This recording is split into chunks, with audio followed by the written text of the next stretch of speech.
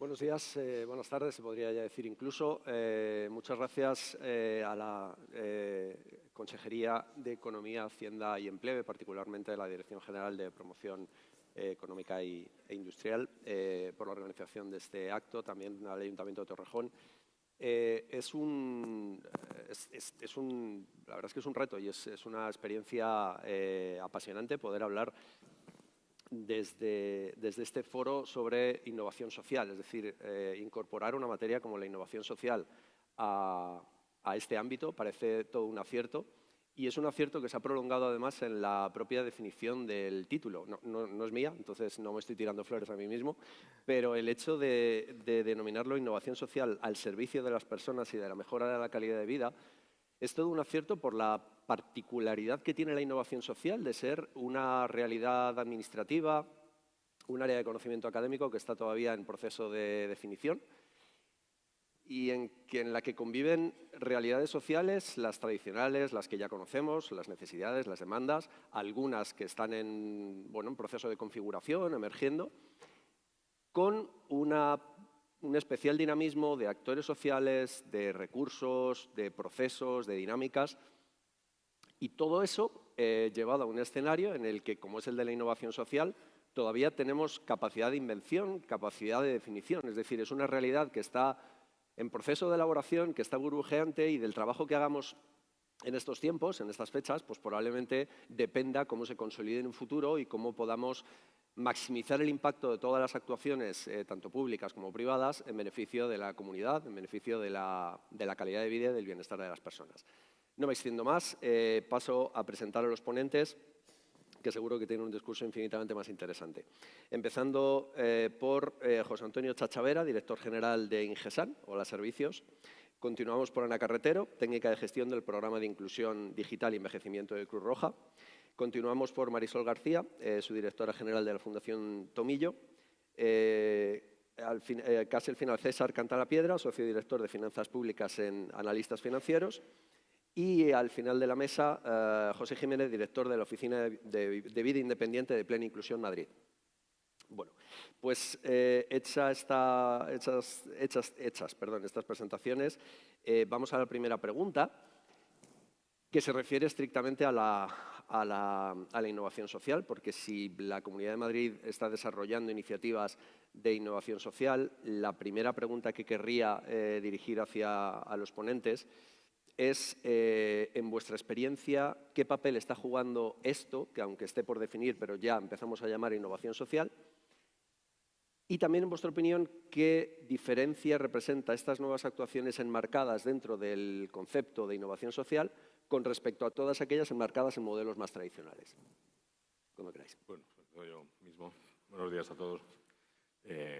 Una breve presentación al oír entidades sociales, bueno, aparte de analistas financieros. Yo soy el director general de Ingesan, que es la división de servicios de OHL, ¿no? Una mínima presentación. Nosotros tenemos una división dentro de la empresa que se encarga del negocio sociosanitario, y ahí atendemos a más de 26.000 personas en España en las diferentes actividades que acometemos, ¿no? De gestión de residencias, centros de día, ayuda a domicilio, etcétera, ¿no? Tenemos una amplia experiencia en ese sentido y un amplio abanico de cartera de servicios, ¿no? Y centrándonos en la pregunta, ¿cómo está influyendo la innovación social? Bueno, nosotros en el año 2019 iniciamos un proyecto de transformación digital en la compañía, y en un grupo de innovación analizamos muy específicamente un problema que nos preocupaba como empresa y que hay que abordar desde la sociedad, ¿no? Y es la soledad no deseada. En otros países hay ministerios dedicados a la soledad, como en Japón o en UK, y pensábamos que, dada la pirámide de población, teníamos que ofrecer una solución como empresa a la sociedad para poder combatir o ayudar a disminuir la brecha digital y la soledad no deseada, ¿no? Entonces, tenemos un producto digital, un centro social virtual, que se introduce en los hogares de las personas dependientes y mayores, que es un proyecto de innovación social, porque estamos utilizando todas las herramientas que nos ofrece pues, el Internet de las Cosas, Industria 4.0, para entrar dentro de los hogares de las personas dependientes, de las personas mayores que están solas, para poder acompañarlas, ¿no? ¿En qué se diferencian con las soluciones tradicionales? Bueno, pues que tiene, como todo lo que nos ofrece la transformación digital, tiene un costo muy bajo de despliegue, un despliegue muy rápido y que ofrece soluciones particularizadas para muchas personas a la vez. Porque, pues lo explicaré más detenidamente, pero nosotros el uso de la inteligencia artificial dentro de nuestro sistema nos permite ofrecer modelos predictivos acerca de cómo son los patrones de conducta de las personas y ofrecerles soluciones muy particularizadas. Y creo que esa ecuación que aúna despliegue rápido, bajo coste y particularización lo hace muy diferente de las soluciones tradicionales. Muchas gracias. Ana. Yo soy Ana, vengo representando a Cruz Roja, sobre todo la parte en que trabajamos con personas mayores. En Cruz Roja atendemos solo en la Comunidad de Madrid a más de 20.000 personas mayores en muchos proyectos diversos y tenemos la suerte de poder también hacer proyectos innovadores. Entonces yo creo que esta innovación tiene un papel transformador porque nos permite dar respuestas adaptadas e innovadoras con herramientas muy sencillas a estas personas mayores. Por ejemplo, en uno de los proyectos que tenemos, que luego me gustaría explicaros un poquito más, es el proyecto CreaRed. Estamos trabajando con herramientas tecnológicas de muy fácil acceso, como son los asistentes de voz, y sobre todo potenciando, que para nosotros es lo más importante, las redes comunitarias, ¿no? Entonces, todo esto transforma vidas y es lo que estamos pudiendo ver gracias a los proyectos de innovación social, que estas pequeñas cosas innovadoras transforman vidas.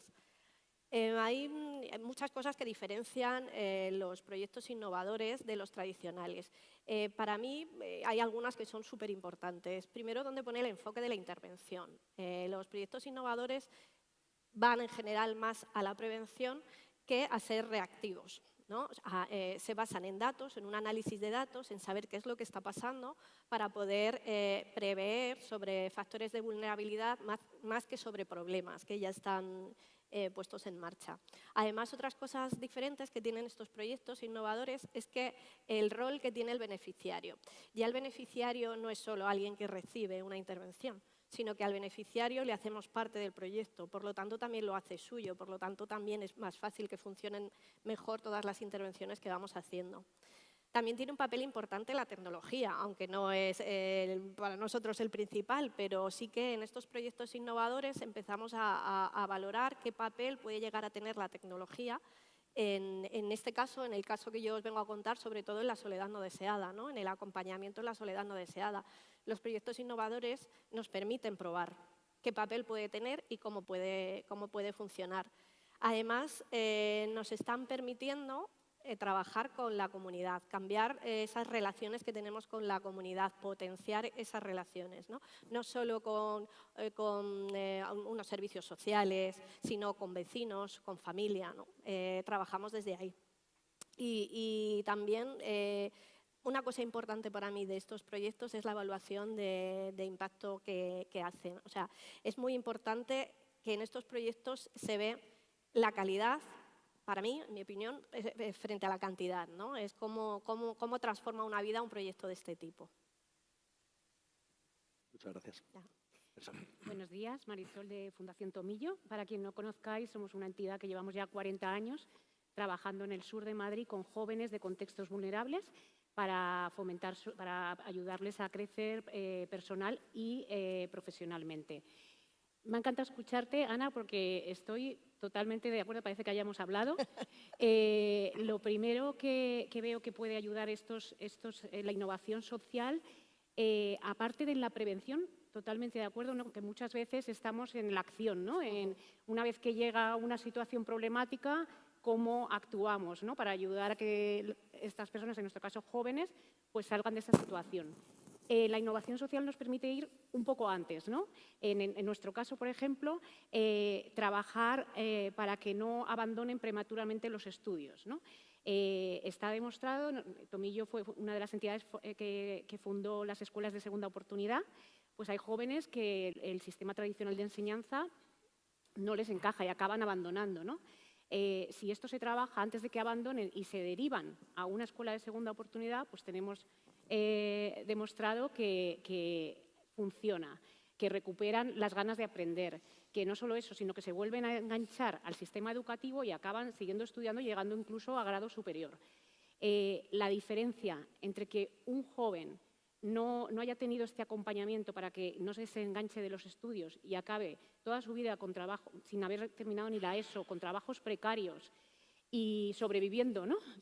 Trabajando pero sin llegar a fin de mes, pidiendo ayudas, o que se haya hecho una inversión en ese momento de la transición antes de que llegue a la vida adulta para que siga estudiando y se convierta en un ciudadano que contribuye también a la sociedad, pues si se hace ese business case, ¿no?, de cuánto cuesta esa inversión respecto al coste que tendría a largo plazo para la sociedad no haberlo hecho, con los proyectos de innovación permiten hacer ese tipo de análisis y entonces se ve clarísimo que vale la pena, ¿no?, apoyar la prevención. Otra cosa que ayuda a la innovación social es a escalar soluciones que funcionan. Hay ONGs que a lo mejor actuamos muy en lo local y que estamos demostrando que tenemos soluciones que funcionan, ¿no? Entonces, si por ejemplo con un proyecto que nos está apoyando la Comunidad de Madrid de innovación que nos permite hacer una evaluación externa independiente de Tomillo a través de una universidad, que lo que estamos haciendo es pilotar nuestro modelo de acompañamiento y orientación a los jóvenes. Cuando entran en una formación tenemos un acompañamiento durante un curso académico que nosotros durante 40 años, cada vez que preguntábamos a los jóvenes qué hacía que no abandonaran, que siguieran estudiando, que recuperaran esas ganas de aprender, se repetían en los testimonios siempre las mismas claves, ¿no? Y era ese acompañamiento y orientación que les hacemos desde Tomillo. Pero no habíamos podido escribir cuál es ese modelo, cuáles son esas claves, evaluarla. Ahora estamos evaluándolo con 600 jóvenes y a la vez un grupo de 300 jóvenes de otros centros educativos con un perfil similar para ver efectivamente la diferencia entre aplicar esta orientación y acompañamiento o no aplicarlo, ¿no? Esto, el proyecto luego nos va a permitir paquetizar, mejorar lo que hacemos, paquetizarlo para poderlo transferir o a instituciones públicas, servicios sociales o a otras entidades. Esto sin proyectos de innovación es imposible porque estamos solamente en la acción, ¿no?, en intervenir y en ayudar cuando ya está el problema encima de la mesa, ¿no? Y en cuanto a las características de los proyectos de innovación, pues el primero que diría es el mismo que has dicho tú, Ana. El enfoque que tenemos con respecto a cómo vemos a la persona a la que ayudamos, ¿no? Lo he visto tanto en Tomillo como en mi etapa anterior con otros colectivos. Cuando tú ves a la persona a la que vas a ayudar como una persona capaz, confías en que dentro tiene lo que necesita para hacer su propio proyecto vital. No le tienes que decir tú como profesional qué es lo que tiene que hacer. Tú tienes que ser un facilitador que le acompaña, que le da herramientas, que le ayuda a pensar, que le da experiencias que a lo mejor no ha tenido por cuál es su entorno familiar y socioeconómico, pues no ha podido tener experiencias que le eleven sus expectativas, que le hagan pensar que puede, ¿no? Pero tienes que ser un facilitador. Al final, cuando empiezan en Tomillo, lo primero que hacemos es un plan personalizado de cuáles son los objetivos que se plantea el propio joven. No nosotros, sino ellos, ¿no? Y cómo luego le acompañamos para facilitarlo. Eso cambia todo, el enfoque de la intervención cambia completamente. Y luego también otra cosa que tienen todos los proyectos de innovación social es la integralidad, ¿no? Ese enfoque sistémico de, bien, te llega el joven, pero antes de empezar a trabajar con él, mira a ver cuál es su contexto. Porque a lo mejor, si antes de empezar a trabajar te das cuenta que sus padres están los dos desempleados, pues las probabilidades de que no termine porque tenga que ayudar a la economía familiar y se ponga a trabajar antes de tiempo son muy grandes. Entonces tienes que intervenir también con la familia y a lo mejor dar también servicio a los padres de orientación laboral o de acompañamiento desde emprendimiento o desde formación para que el joven no abandone. Luego otro tema es la colaboración entre entidades, entre la administración pública, servicios sociales, y la tecnología es un elemento más, pero que tiene que ser que se una a todo lo que he comentado anteriormente. Muy bien, buenos días. Muchas gracias a la Comunidad de Madrid, a Jaime por invitarnos, también al equipo de la Consejería, y felicitar a la comunidad por esta iniciativa que dentro de un foro de inversión haya dedicado un espacio a la innovación social, ¿no? No solamente por por preocuparse de las personas, sino porque es un sector económico que va a crecer generador de empleo y además de crecimiento más cohesionado, más igualitario, ¿no? Bueno, dentro de AFI soy la persona que coordina el equipo de finanzas públicas y desde aquí desde AFI estamos trabajando en dos iniciativas.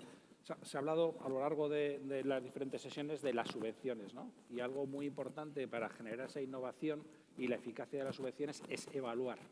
Evaluar previamente, evaluar en el periodo intermedio de la intervención y evaluar ex post y ver ese impacto, ¿no? A las administraciones les cuesta evaluar. Hay mucha resistencia, a nadie le gusta ser evaluado, pero lo relevante de la evaluación no es que te midan, sino identificar cómo mejorar esa intervención. Se ha ido Rodrigo, pero colaboramos con la Comunidad de Madrid precisamente en tratar de atraer más inversión hacia la ayuda pública, y uno de los factores claves que van a estar en el entorno de las administraciones es la vuelta a las reglas fiscales. Los presupuestos son un bien escaso y hay que buscar la mayor capacidad de apalancamiento y de eficacia de esos recursos. Y la evaluación ahí es clave. Otra forma de buscar esa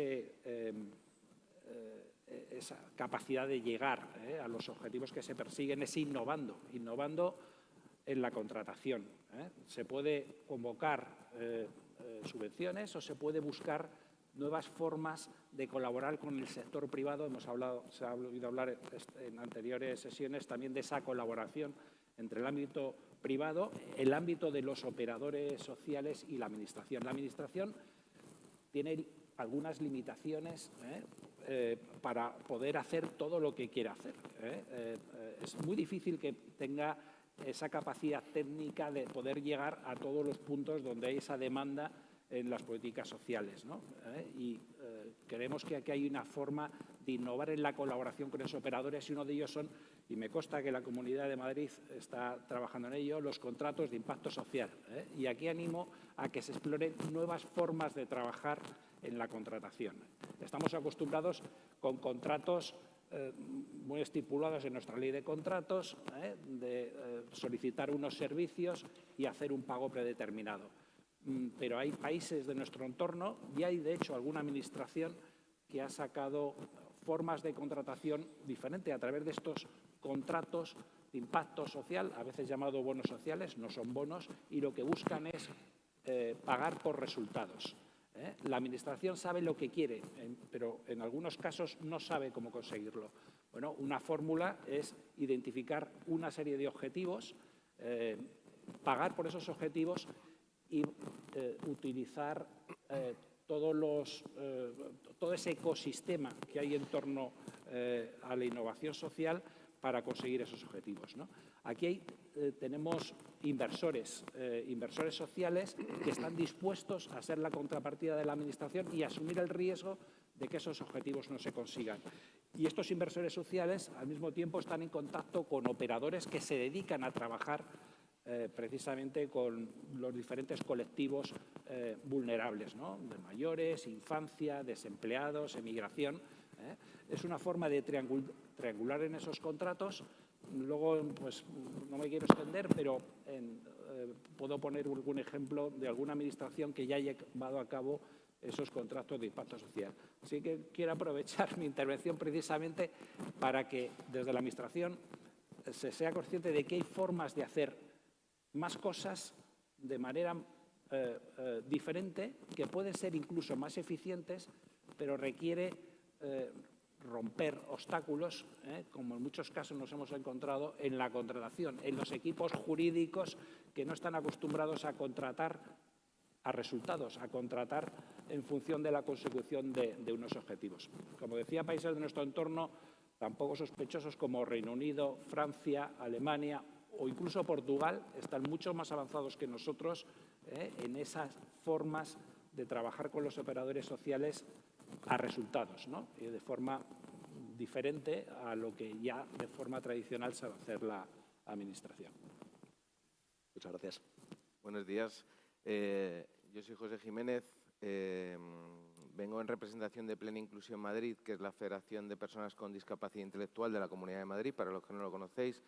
Una federación que tiene 115 entidades en diferentes municipios de la Comunidad de Madrid y es un movimiento social grande con 5.000 profesionales y más de 15.000 personas atendidas. Un poco lo que yo venía un poco a transmitiros hoy en relación a los proyectos de innovación social, entre todas las cosas que hacemos, vengo a comentaros un poco el marco de un proyecto de innovación social que estamos desarrollando en colaboración con la Comunidad de Madrid, que hemos puesto en marcha una oficina de vida independiente para personas con discapacidad intelectual. Esto es un servicio de asistencia personal que, para los que no conocéis o no estéis muy vinculados con el ámbito de la discapacidad y esto de la asistencia personal, siempre os pongo un ejemplo que os sonará a algunos de una película que se hizo muy famoso hace como 10 años, que se llamaba Intocable. No sé si os acordáis os acordáis, ¿no? Que era una persona que era un multimillonario, además, que tenía tetraplegia y iba en silla de ruedas y decide contratar a una persona que le apoye para desarrollar su vida tal y como quiere él que sea, ¿no? Y hay un punto inicial en la película que marca el por qué este proyecto es un proyecto de innovación social, en el que este empresario tiene que elegir la persona que le va a apoyar, ¿no? Y entonces hace 3 entrevistas. En una primera llega un profesional, un hombre que es cuidador, ¿no? Muy vinculado con la atención en los cuidados, con los cambios posturales, todo este tipo de cosas, ¿no? Y el empresario lo descarta, ¿no? Llega un segundo candidato que es un terapeuta ocupacional, psicólogo, con un montón de conocimientos en terapias y tal, y el empresario lo descarta, ¿no? Y el empresario se queda con el tercer modelo, que es un chaval joven, negro, de los suburbios de la ciudad en la que vive, ¿no? Y elige esta persona porque es una persona con mucha vitalidad y es una persona que de alguna manera está libre de prejuicios, ¿no? Dice, yo quiero que mi vida la apoye una persona que está libre de prejuicios y que me va a llevar a hacer lo que hace la gente habitualmente, ¿no? Pues esto es un servicio de asistencia personal. Esto es un ejemplo de innovación, esa elección que hace esta persona, ¿no? Y un poco más puntos que creo en relación a la pregunta que hacías de diferencias que tienen los proyectos de innovación con respecto a lo que es la atención tradicional, ¿no? Aquí vemos un ejemplo, y es que los proyectos de innovación muchas veces se centran, lo comentabas tú antes, en las necesidades individuales de cada persona. Es decir, se diseñan en función de lo que la persona con discapacidad intelectual necesita y quiere. Actualmente la mayor parte de los recursos de atención a personas con discapacidad, pero podríamos hablar también de personas mayores, son recursos estándar predefinidos que ofrecen lo mismo a un otro mayor o otra persona con discapacidad, independientemente de lo que cada uno individualmente necesiten, ¿no? Entonces esa es una característica importante, yo creo, de los proyectos de innovación.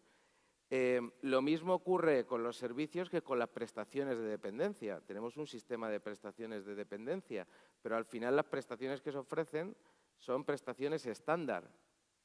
La persona tiene que encajar en el servicio y la persona tiene que encajar en la prestación. No es al revés, ¿no? Desde los proyectos de innovación trabajamos mucho con los presupuestos personalizados, que llamamos, ¿no? Tú dedicas los recursos a la persona, ponlos a disposición de la persona y que la persona, que es la que sabe qué necesidades tiene, elija cuáles son los servicios que más responden a lo que la persona necesita, ¿no? Y esto acaba permitiendo que sean los servicios los que se acoplen a lo que la persona necesita y no al revés, ¿no? Y una última clave que yo creo que tienen que tener y tienen los proyectos de innovación social es que al final trabajan, y esto es muy importante y lo estamos viendo también con la realidad de nuestros mayores, ¿no? Trabajan desde la perspectiva comunitaria. Es decir, el objetivo tiene que ser que la persona siga viviendo en su entorno y reciba los recursos que necesita para seguir viviendo en su entorno, ¿no? Los recursos tradicionales que todos conocemos, al final lo que hacen es coger a la persona, sacarla de su entorno y llevarla al recurso, ¿no? Y entonces al final la persona se desliga de lo que es su vida, de lo que ha sido su vida hasta el momento, ¿no? Yo creo que estas son claves importantes que tenemos que tener en cuenta. Muchísimas gracias. Os plantearía una segunda pregunta que ya ha sido apuntada en alguna de las intervenciones, que se refiere al trabajo con la administración pública y con otro tipo de organizaciones. Se supone que es un elemento que compone o que está en el marco de eso que llamamos o que vamos llamando poco a poco innovación, y quería conocer vuestra reflexión al respecto y también si podéis exponer algún caso concreto, alguna experiencia concreta singular de este tipo de colaboración que consideréis que haya tenido impacto en el bienestar de la ciudadanía. Sí, claro. Además de eso, yo creo que la Comunidad de Madrid es pionera, ¿no? Y nosotros podemos presentar un proyecto que tenemos con la Comunidad de Madrid que refleja claramente esa colaboración, ¿no? Para nosotros la innovación es ofrecer soluciones a las personas por medio de herramientas tecnológicas que están probadas en otros ámbitos. En este caso, nuestro centro social virtual pues entra dentro del domicilio de las personas dependientes por medio de la televisión, que es un medio bien conocido para ello. Lo manejan bien, ¿no? El laptop o la tablet o el móvil tienen una cierta dificultad, ¿no? Entonces, diseñamos un hardware que lo que hace es introducir por medio de la televisión un mando a distancia muy sencillito para poder tener videoconferencias con las personas dependientes. La tecnología está detrás, la sensorética, el cómo vemos lo que están haciendo en el domicilio, cómo detectamos movimientos, patrones de movimientos. Somos capaces hasta de detectar, sin ser intrusivos en sus domicilios, si han dormido bien o han dormido mal. Por supuesto, detectar una caída, pero sin cámaras, sin sensores, con la tecnología que está a nuestro alcance. ¿Cómo hemos conseguido esas soluciones tecnológicas? Con ese ámbito de colaboración. Nuestro ecosistema de innovación está formado por empresas, startups que ofrecen soluciones tecnológicas que no están probadas en otros sitios, universidades, con las que también trabajamos en ámbitos de investigación, con la administración pública, con el caso de la Comunidad de Madrid, donde en el proyecto CAMIN, que financia proyectos de innovación social, pues hemos sido capaces de implantar este centro social virtual en 225 hogares de la Comunidad de Madrid en ámbitos diferentes. Ha sido un proyecto muy interesante que acaba ahora en diciembre del 2024, que ha tenido 18 meses de duración y en el cual hemos podido, en diferentes ámbitos de la Comunidad de Madrid, municipios pequeños, dentro de Madrid Capital en barrios diferentes, también en residencias, algunas de las que gestionamos nosotros, en centros de día, poder establecer esta relación con las personas dependientes o que están con el problema de la soledad no deseada, para poder ofrecerles soluciones de fisioterapia, psicología. Lo primero que hacemos es, como se ha hablado antes, de particularización, ¿no? Nosotros empezamos iniciando con una visita que hace un plan de atención individualizado para cada persona, como hablamos de particularización antes, ¿no? Para que efectivamente, como comentabas, no sea una solución estándar que se tiene que implantar o que la persona se tiene que adaptar, sino qué tenemos que hacer en casa de la persona. Y también nos permite esa atención por medio de la televisión, que las personas se fijen en su domicilio y estén el mayor tiempo posible. Yo siempre pongo ejemplo a mi madre, que además es usuaria de este servicio, que tiene 91 años, vive sola, no quiere salir de su casa y tiene una vida relativamente autónoma, pero necesita pues, estimulación cognitiva, necesita apoyo psicológico, necesita socialización, necesita el sentirse cuidada. Y yo como familia necesito que mi madre tenga todas estas cosas y además, por un sistema de teleasistencia avanzado, estar tranquilo de que si ella va a tener una caída, si está teniendo problemas de sueño y no me cuenta, si no está teniendo movilidad dentro del domicilio, ser capaz de detectarlo, que se despierten y que señalen las alarmas necesarias para poder intervenir en caso necesario, ¿no? Y como decía, un ejemplo concreto es esto, es un proyecto con la Comunidad de Madrid que está funcionando muy bien, que todos los indicadores que hemos analizado de evaluación de las personas, indicadores técnicos, ¿no? De cómo han avanzado en el ámbito cognitivo, psicológico, de movilidad, físico, etcétera, han evolucionado muy positivamente, con una evaluación independiente. En otros municipios donde hemos implantado, lo hemos implantado en Málaga, en Barcelona, en Teruel, en Cartagena, en un montón de municipios, han sido entidades independientes. Tenemos un estudio de la Universidad de Zaragoza independiente que además ha sido objeto de una publicación en uno de los papers más destacados en Europa en el ámbito sanitario, que demuestran cómo está el estado inicial de las personas y el final, ¿no? O sea, hay proyectos demostrables en ámbitos colaborativos que son un éxito. Bueno, pues yo creo que lo que nos permite, es absolutamente necesario que colaboremos todos los agentes, las administraciones públicas, las privadas, todos, para hacer este tipo de proyectos, porque lo que nos permite es abordar problemas complejos. Entonces, tenemos diferentes tipos de colaboración. A nivel global, os puedo comentar que, por ejemplo, estamos en la red CRAMAS, que es la red de la Comunidad de Madrid, que aborda la soledad no deseada con personas mayores, donde esta red está integrada por muchísimas entidades que cada uno aporta pues, su granito de harina, ¿no?, para ir trabajando sobre la soledad no deseada y el aislamiento. Pero a nivel particular sí que me quería parar en un proyecto que os comentaba en la intervención anterior, que se llama Crea Red, que es un proyecto que está realizado en colaboración con la Dirección General de Evaluación, Calidad e Innovación, con fondos europeos, Next Generation, y que nos permite poner en marcha un proyecto muy innovador para nosotros y que, bueno, en Cruz Roja estamos muy enamorados de este proyecto porque nos está permitiendo probar cosas que normalmente no podemos en el día a día, ¿no? O sea, porque podemos centrar mucha atención aquí. En este proyecto estamos trabajando con personas mayores de 65 años que viven en municipios rurales de la Comunidad de Madrid, municipios nunca mayores de 20.000 habitantes. Entonces, aquí entra pues, desde un Chinchón hasta un Matalpino, o sea, realidades rurales, pero muy diferentes entre ellas. Y lo que estamos haciendo en el proyecto y que podemos colaborar con muchos agentes en él es que detectamos, o sea, hemos creado un protocolo para detectar personas con soledad no deseada.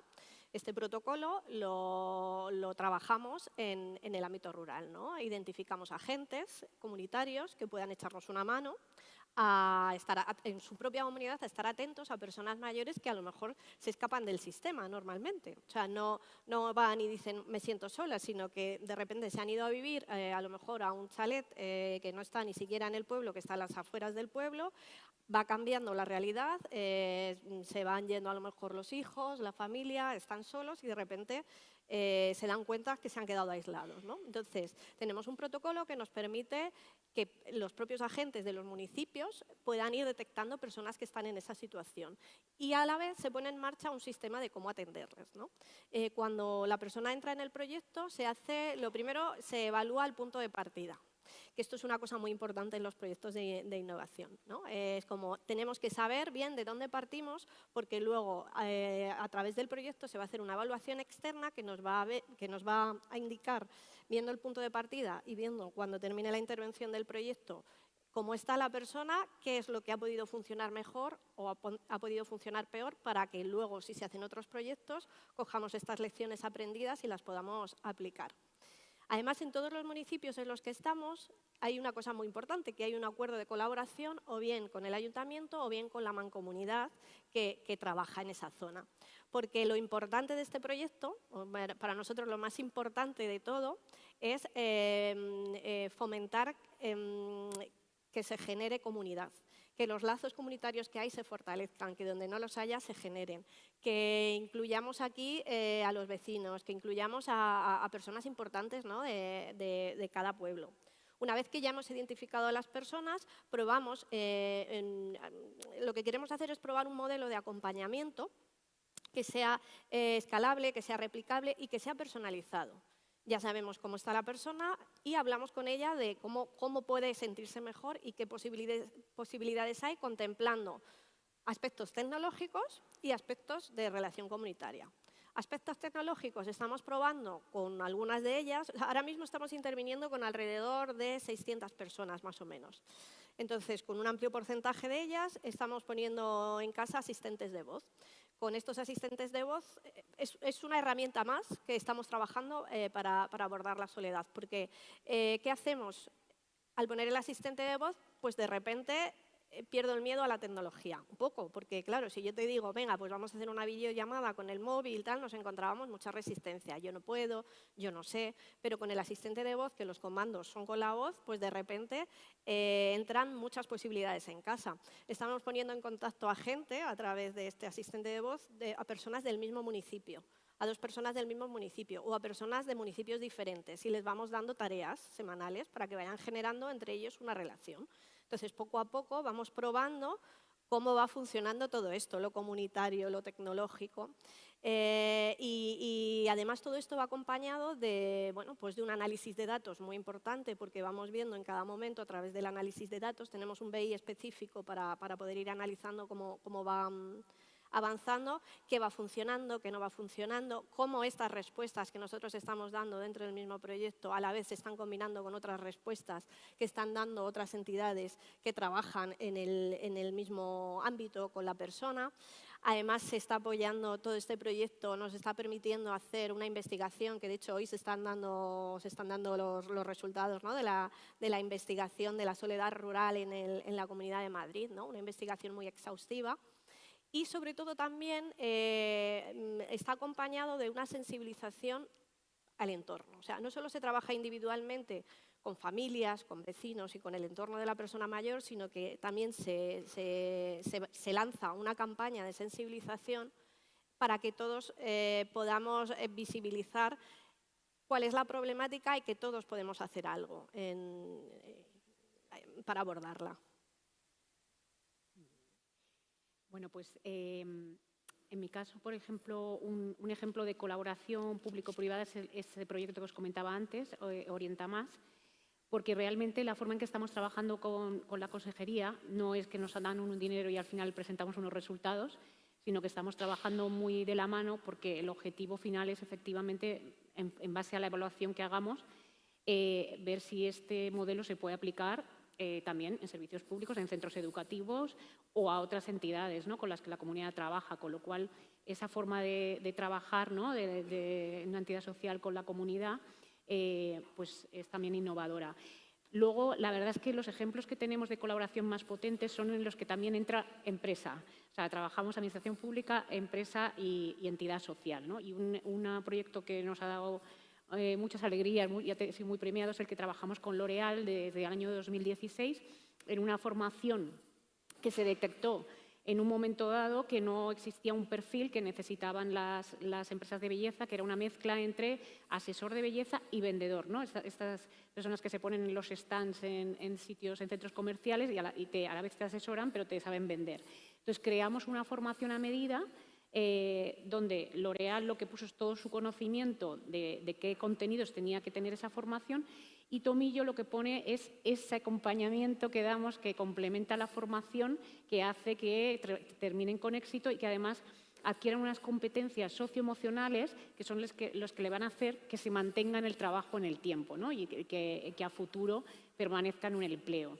Este proyecto se ha ido adaptándolo a los tiempos, ¿no? Pues cuando vino el COVID se hizo online. Cuando empezó la guerra de Ucrania se hicieron 2 ediciones especiales con traducción para que pudieran formarse mujeres que llegaban aquí a Madrid de Ucrania y que tuvieran una salida rápida, porque las tasas de inserción laboral son de un 80% todas las ediciones. Y luego también colaboramos con la Comunidad de Madrid, con el Servicio Público de Empleo, que, por ejemplo, hemos organizado eventos donde hemos traído a empresas del sector de la belleza que luego pueden contratar a estas personas que se forman para escucharles y que nos digan, oye, ¿qué están pidiendo a estos profesionales para ver cómo tenemos que adaptar la formación para actualizarla a lo que están buscando las empresas, o incluso buscar si además de con un título que firma L'Oréal pueden salir con un certificado de profesionalidad. Bueno, pues esto es un ejemplo de colaboración público-privada donde también entran empresas. Muy bien. Sí, vale.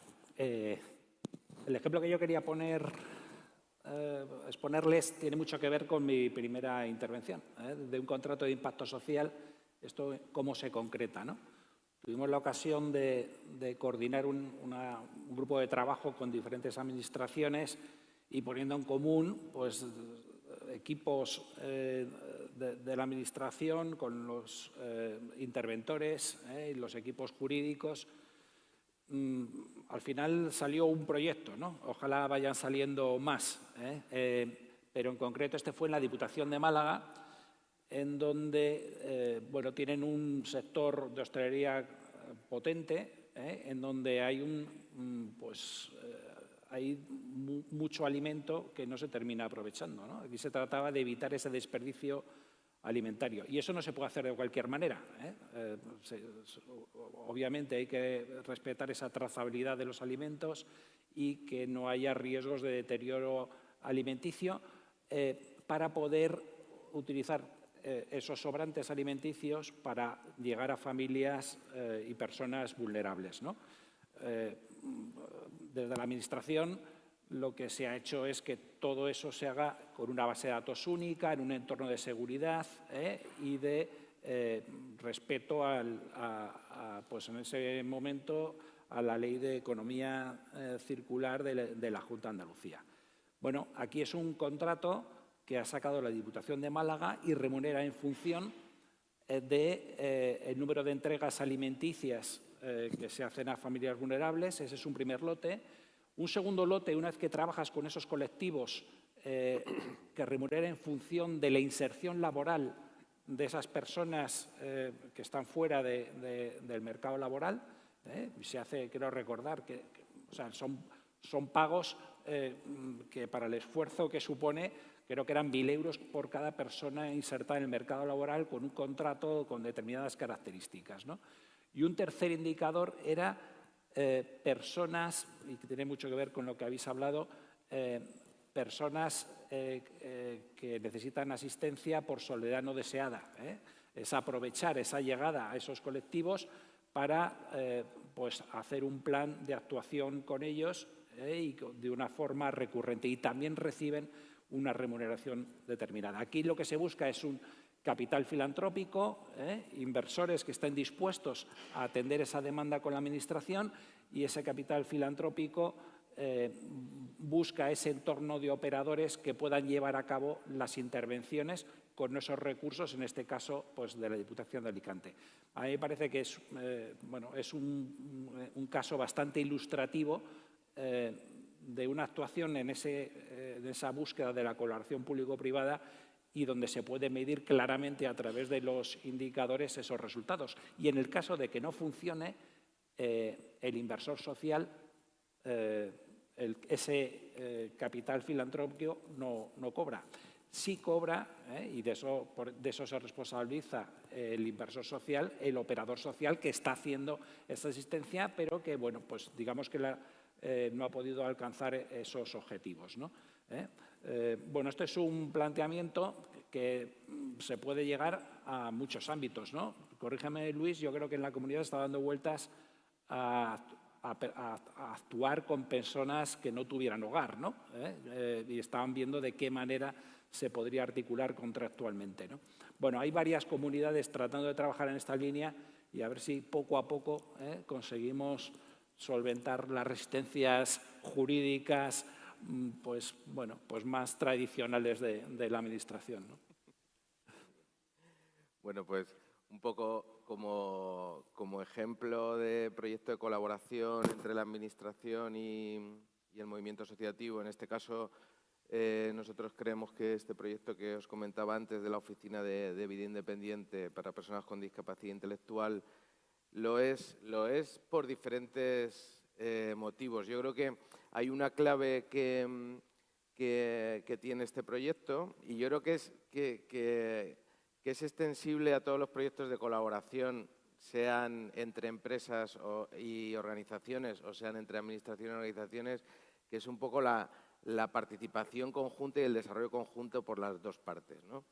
Yo creo que una de las cosas que nos gusta en este proyecto es que no es el típico proyecto que financia una administración pública y se desentiende y cuando termina el proyecto te dice, bueno, ¿qué tal ha ido? ¿Bien? Pues tal. Esto pasa a veces en algunos proyectos también de empresas, ¿no? Que hacen una donación a una entidad social para que desarrolle un proyecto, pero no hay un trabajo colaborativo en el desarrollo, ¿no? Yo creo que una de las claves es que este proyecto sí lo tiene, entre otras cosas porque esto que os comentaba de la asistencia personal no es un invento nuevo ni una metodología nueva. Esto es una prestación que está reconocida en la cartera de servicios de la dependencia, que a muy pocos de vosotros os sonará, pero lleva en la cartera de servicios de la dependencia desde 2006, desde que se publicó la Ley de Dependencia. A todos os sonarán las residencias, os sonarán los centros de día, os sonará la ayuda a domicilio, os sonarán los centros ocupacionales, pero no la asistencia personal. ¿Qué quiero decir con esto? Que es un recurso reconocido que quizá no se haya desarrollado o ha tenido muy poco desarrollo porque ha habido dificultades para saber cómo ponerlo en marcha, y el desarrollo de este proyecto y la colaboración que estamos teniendo con la Dirección General de Innovación es muy positivo, porque lo que estamos trabajando aquí, ellos nos están ayudando a trasladarlo a la Comunidad de Madrid para que la asistencia personal se desarrolle bajo un modelo eficiente y eficaz. Es decir, no ponemos en marcha un proyecto para nada, sino para construir algo mayor. Y ese algo mayor es algo que ya existe, pero que no estaba suficientemente desarrollado, y a lo que aspiramos a que colabore este proyecto es a que se desarrolle, ¿no? Y luego una segunda clave es que tiene, yo creo, que este proyecto y muchos otros, es que muchas veces pensamos en los proyectos de innovación desde un planteamiento de decir, cuando el proyecto se desarrolle, luego tiene que tener una replicabilidad, ¿no? Tiene que ser extrapolable en otras organizaciones, en otros ámbitos, etcétera. Pero muchas veces empezamos a trabajar esta semillita en muchos sitios, o que sea extrapolable una vez ha finalizado el proyecto. Y creemos que es interesante, nosotros en este proyecto lo estamos trabajando, que la replicabilidad se tiene que trabajar, creemos, no cuando el proyecto finaliza, sino cuando el proyecto se está desarrollando, ¿no? Nosotros lo que hemos hecho para conseguir esto es implicar a 14 organizaciones municipales que están en pueblos de la Comunidad de Madrid en el desarrollo del proyecto, y estamos construyendo con ellos no solo la metodología del proyecto, sino que estamos consolidando servicios de asistencia personal en estos 14 municipios. Entonces, no vamos a esperar a terminar y a saber cómo funciona y si funciona para decir, oye, pues podemos ponerlo en marcha en Alcorcón, oye, pues podemos ponerlo en marcha en San Sebastián de los Reyes, sino que ya lo estamos haciendo en el desarrollo del proyecto. Y yo creo que esto también es un punto interesante. Muchísimas gracias. Y ya para cerrar, y siendo consciente de que además es un par de preguntas que casi daría lugar a, no sé si a una tesis, pero desde luego un trabajo de fin de grado muy potente, hablando concretamente de inversión en impacto social, está ganando terreno en la Comunidad de Madrid como una forma de intentar aumentar el bienestar social y combinarlo con una sostenibilidad y eficiencia económica. En perspectiva DAFO, quedándonos con los elementos de desafío y de oportunidad, si podéis plantear una reflexión al respecto. Y también, finalmente, algo que ya es muy de detalle, pero sí que os pediría una reflexión, es ¿qué indicadores son los que consideráis que son operativos para medir el impacto social de esa inversión? Vale. En cuanto a desafío, bueno, combatir la soledad no deseada es un desafío de la sociedad, ¿no? Y por lo tanto nosotros lo tomamos como una oportunidad, somos una empresa y por lo tanto lo tomamos como una oportunidad de ofrecer un servicio que sea rentable para nuestra compañía, ¿no? En este ámbito nosotros distinguimos dos áreas, ¿no? Al ser un proyecto transversal, combatir la soledad no deseada, que tiene muchos ámbitos, ¿no? Nuestra experiencia, en la Administración le cuesta romper sus pautas y romper sus ritmos, ¿no? Porque ya tienen servicios verticales que prestan a las personas dependientes o a personas que tienen alguna dependencia, necesitan algún apoyo por parte de la Administración. Tienen servicios de teleasistencia, servicios de ayuda a domicilio, de comidas a domicilio, pero no hay una visión transversal, ¿no? Nosotros lo que queremos aportar es esa visión transversal, es una plataforma que tiene la relación con la persona dependiente, con el anciano que está en su casa, y al que se le ofrece un único punto de contacto que engloba todo, ¿no? Romper esos ritmos de la Administración, que ya tiene adjudicado su teleasistencia, ayuda a domicilio, etcétera, es complicado, porque ya hay unas pautas muy establecidas, que por otra parte está muy bien, porque hace eficaz el funcionamiento de la Administración, ¿no? Pero romper con eso para ofrecer un servicio integral es complicado. En el ámbito privado, en cambio, es muy sencillo. La necesidad la tiene toda la sociedad, todo el mundo entiende que yo entiendo que para mi madre quiero una solución integral, que me ofrezca una información como familiar que me permita estar tranquilo, que mi madre esté controlada en todo momento, que si hay una caída se detecte, etcétera, ¿no? Hombre, tenemos una experiencia muy positiva de financiación con la Comunidad de Madrid, ¿no? El proyecto Camín, que hemos recibido la subvención más alta de la Comunidad de Madrid, proveniente de fondos Next Generation para este proyecto de I+D, es un ejemplo de éxito en ese sentido, ¿no? ¿Qué sucede? Que en otras administraciones estamos introduciendo este servicio por medio de un complemento de ayuda a domicilio. Allá donde prestamos el servicio de ayuda a domicilio, lo ofrecemos como mejora, para poder empezar a implantarlo, para que la administración aprenda cómo hacemos las cosas, para generar ese conocimiento de que eso se puede hacer y se está haciendo. Pero cuando acaba el proyecto, se acabó. Ahora, por ejemplo, estamos en la finalización del proyecto Camín y estamos intentando dar una continuidad al proyecto por la vía de la prestación vinculada al servicio, porque es la única forma que tenemos, sobre todo en las personas que no pueden permitirse el pagar de su bolsillo el coste del servicio, la vía que ofrece la Administración en la Comunidad de Madrid. En otras administraciones ni siquiera existe esa posibilidad para poder sufragar el coste del servicio, ¿no? Esto es una vía que la Comunidad de Madrid tiene activa y muy bien desarrollada y funciona muy bien, y vamos a ir por esa vía, ¿no? En el ámbito privado es muy sencillo, es un tema de precios en el que estableces un catálogo de servicios y las personas hacen arbitraje o comparan con otras cosas, ¿no? Por ejemplo, un ejemplo muy concreto, hicimos un proyecto piloto en el Ayuntamiento de Teruel con un universo de personas, hicimos varias pruebas, estuvimos en un proyecto de 6 meses, ¿no? A los 6 meses, todas las personas querían permanecer en el proyecto, ¿no? Pero era un proyecto que tenía un principio y un fin, era un proyecto en el que colaboró la Universidad de Zaragoza haciendo un análisis de los parámetros e indicadores que luego me referiré, y tenía un principio y un fin. Bueno, pues nos pedían que querían seguir, y el argumento era, si yo estoy pagando, no me acuerdo qué cantidad, no sé cuánto, por, bueno, no hacer publicidad, pero por una plataforma de televisión, ¿cómo no voy a pagar lo que cuesta esto? Si esto me ha cambiado la vida, porque claro, en este ámbito, ¿no? En el ámbito de Vera, de nuestra plataforma social, es que nos han surgido hasta noviazgos, ¿no? Porque claro, haces una actividad común de socialización entre personas mayores y ahí surge la chispa. Hemos tenido hasta noviazgos, ¿no? Dentro de las experiencias que hemos tenido, ¿no? Entonces, los parámetros que medimos están relacionados con lo que analizamos en el PAE. Es decir, cómo está primero su estado emocional, ¿no? Por parámetros. Yo soy ingeniero, no me voy a meter en cuestiones de psicólogo, pero cómo está su estado emocional, midió por varias variables y por varios parámetros, ¿no? Cómo está físicamente, movilidad, autonomía, todas las variables que se miden cuando está muy establecido, cuando se analiza o se hace una solicitud de discapacidad o se analiza un grado de dependencia, ¿no? Todo está muy establecido. Y cómo está anímicamente, cómo está de movilidad, cómo está socialmente. Y en cada una de esas variables hay parámetros que están bien regulados y estudiados que nos permiten analizar si este producto o servicio ha obtenido una mejora sustancial en la persona o no. Y en el ámbito en el que estamos hablando, del proyecto Camín en la Comunidad de Madrid, todos los indicadores son positivos. Y hay un grado de adherencia. Hemos preguntado a las personas, ¿quieres seguir en el proyecto? Para saber si ha funcionado. Es el mejor indicador. El mejor indicador es saber si te ha sido útil y quieres seguir o no. Y el 70% de las personas estarían dispuestos incluso a pagar de su bolsillo.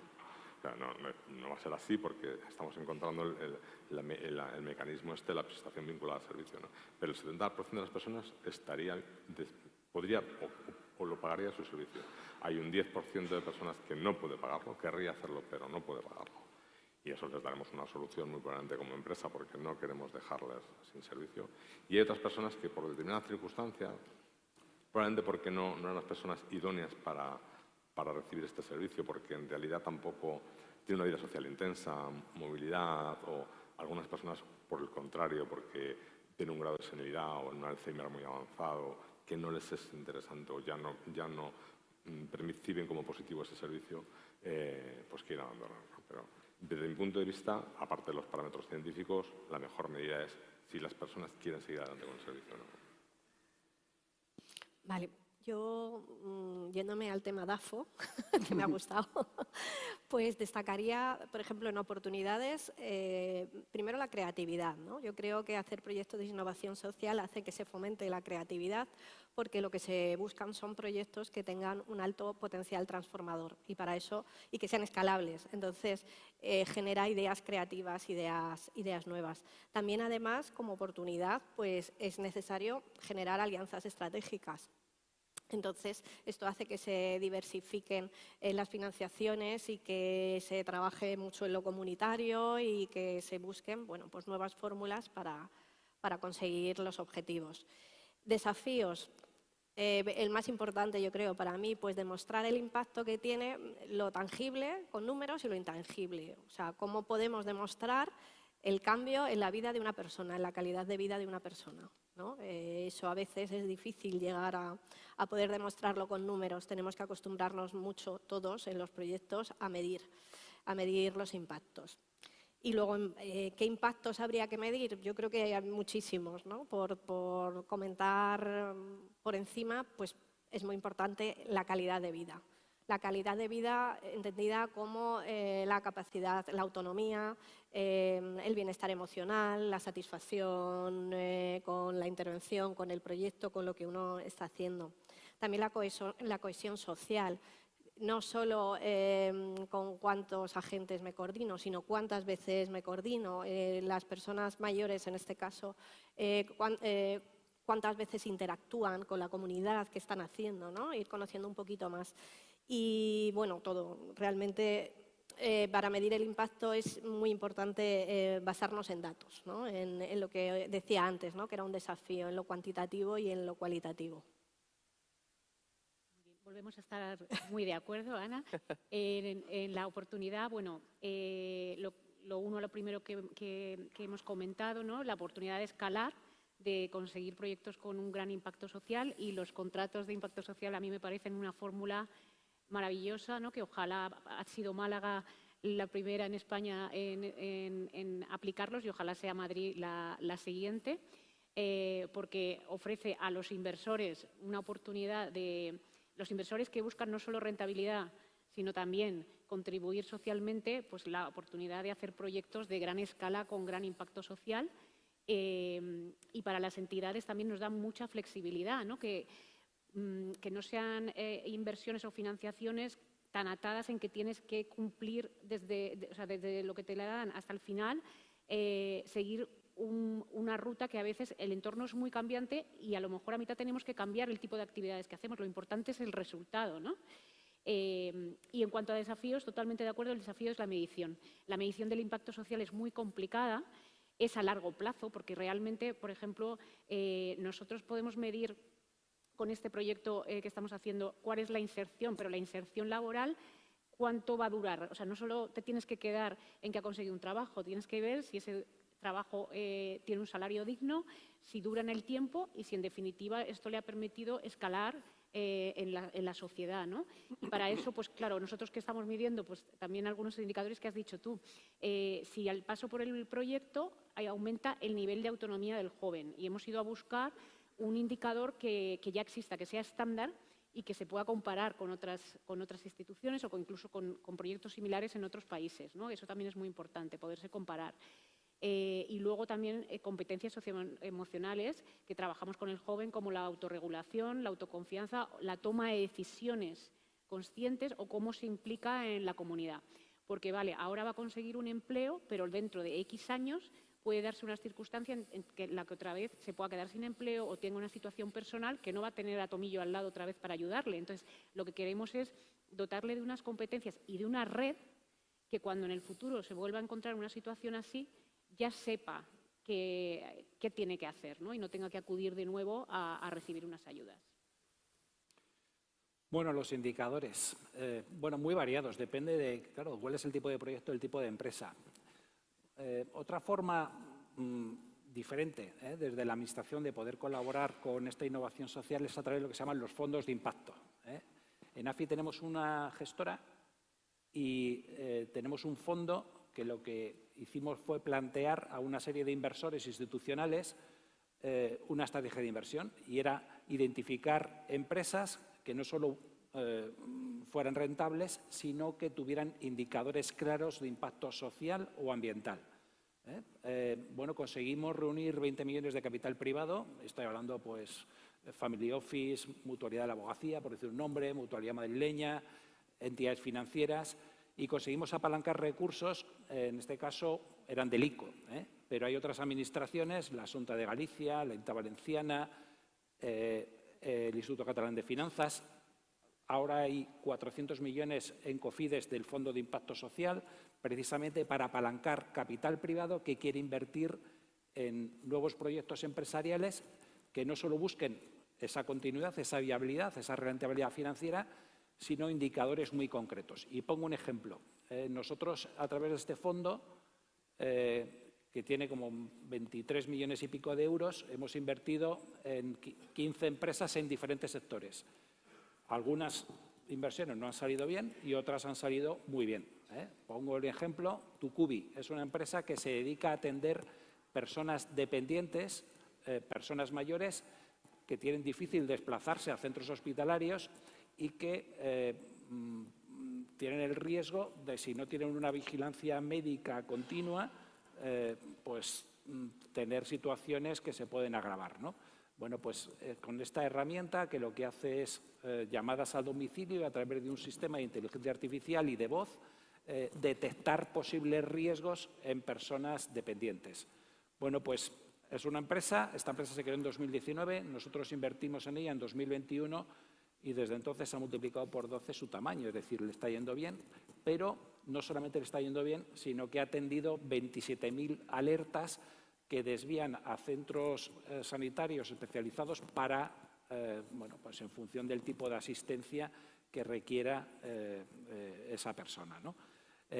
Como esto, en España hay alrededor ahora mismo de una docena de fondos que han conseguido apalancar capital privado, fundamentalmente, y la Administración, en algunos casos, desde algunas administraciones, aporta como un inversor más a estos fondos. Estos fondos, obviamente, lo que quieren es que sean viables a largo plazo y que haya un revolving y poder seguir teniendo actuaciones en proyectos empresariales que, insisto, buscan una continuidad, una viabilidad, pero unos impactos donde no son testimoniales. Dentro de sus consejos de administración, lo primero que tienen que dar cuenta es de cómo van esos indicadores a los que se han comprometido, cada uno en su ámbito, ya sea social, ambiental, educativo, etcétera, ¿no? Vale, pues por aportar un poco, yo creo que oportunidades de los proyectos de innovación social, yo creo que hay una que es clave, que es el tema de la optimización de recursos y de la reorganización de los recursos. Cuando hablábamos al principio de los proyectos de innovación, al final son proyectos muchas veces pensando en la atención individualizada a la gente, ¿no? Y que no todas las personas tienen las mismas necesidades y, por tanto, no todas las personas necesitan el mismo recurso. Pues cuando aterrizas en la práctica, yo voy a poner algún ejemplo de los que nos hemos encontrado en la oficina de vida independiente, ¿no? Pues una familia que tiene a un hijo con discapacidad, la familia es mayor ya, su plan vital de la familia era nos queremos ir a vivir al pueblo, ¿vale? Y el plan vital de la persona es yo no me quiero ir a vivir al pueblo, tengo 40 años, tengo mis amigos aquí y tal, ¿no? Entonces, en un planteamiento de apoyos personalizados, pues nos juntamos con la familia y le decimos, ¿qué vas a hacer con la vivienda de Alcorcón? Y dice, bueno, si alguien me ayuda a que mi hijo pueda vivir en esa vivienda y tiene apoyos, alguien le va a dar apoyos para mantenerse en esa vivienda, pues yo la dejo a disposición de mi hijo para que él viva ahí con los apoyos que necesiten. Incluso si en un momento determinado tiene que vivir con él otra persona que le apetezca y así optimizar un poco y compartir esos apoyos y economizar los recursos, ¿no? Pues adelante. Claro, eso las familias se lo plantean si hay un soporte, si hay alguien que les ayude a diseñar ese planteamiento vital, ¿no? Si no lo hay y nos basamos en los recursos estándar, ¿no? Que hay hasta ahora, al final, ¿qué ocurría con esa persona hasta ahora cuando no había programas de apoyo individualizados? Al final lo que pasaba es que la familia se iba a vivir al pueblo con el hijo que se iba a vivir al pueblo, aunque el hijo no quería ir a vivir al pueblo, o la alternativa era la familia se va a vivir al pueblo, el hijo se queda en Madrid en una residencia. Y el piso se alquila o se vende. ¿no? Entonces dices, en un planteamiento de una persona que lo único que necesita para vivir de manera independiente, porque tiene vivienda, es recibir apoyos, ¿vale? Si no nos planteamos esos programas de apoyo de vida independiente, al final la persona acaba en una residencia con el coste que tiene una residencia, o bien para la persona si lo paga la persona, o bien para la administración si lo paga la administración. Entonces yo creo que hay una clave importante en la optimización de recursos, ¿no? Y en cuanto a los desafíos, yo señalaría dos. Bueno, uno lo menciono brevemente, aunque ya lo habéis comentado porque me parece muy importante, que es la estabilización de los proyectos de innovación cuando funcionan. O sea, en el ámbito de la empresa, aquí que esté mucha gente de empresa, cuando una empresa comienza un proyecto de innovación, lo hace desde el planteamiento de quiero que funcione y si funciona lo mantengo. En el ámbito social, los proyectos de innovación son, iniciamos un proyecto de innovación porque queremos inventar algo, pero los proyectos empiezan y acaban, y el proyecto funciona y muere, porque no hay fondos para la continuidad, solo hay fondos para el impulso, ¿no? Para el proyecto piloto, ¿no? Entonces, esa es una clave importante. Y la otra clave importante que yo creo que no se ha mencionado es la de los recursos humanos. Esto pues lo estáis viendo en los periódicos en el día a día. Ayer salió una noticia que decía no hay cuidadores para las personas dependientes, ¿no? Y esto en el ámbito social es una tónica general, pero más aún cuando hablamos de programas de apoyos personalizados, porque claro, no es lo mismo un profesional que trabaja de 10 a 2 o de 9 a 4 que un profesional que, como da apoyos a la persona que lo requiere, puede trabajar de 10 a 2 e irse contigo al cine o acompañarte al trabajo de 7 a 10 de la noche, ¿no? Y también los fines de semana.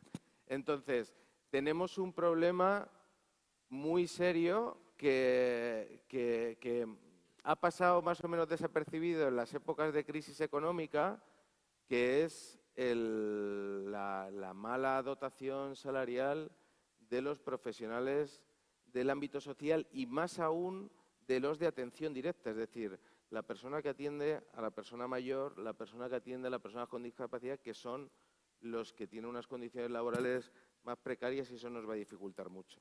Y luego, como formas de medición, yo creo que es importante, hay escalas, nosotros aplicamos una escala de medición en calidad de vida, de impacto en calidad de vida, que es una escala definida y tal, y creo que es una cuestión importante.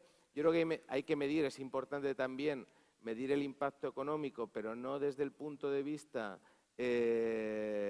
reduccionista. Reduccionista me refiero a este proyecto cuesta X, cuáles son los ingresos y cuáles son los gastos, sino que es importante medir, y también hay herramientas de medición como son las herramientas de retorno del impacto social, medir más allá de lo que de ingresos-gastos, sino ingresos-gastos y lo que el proyecto reporta a nivel social y a nivel de ahorros, de la prevención en el futuro.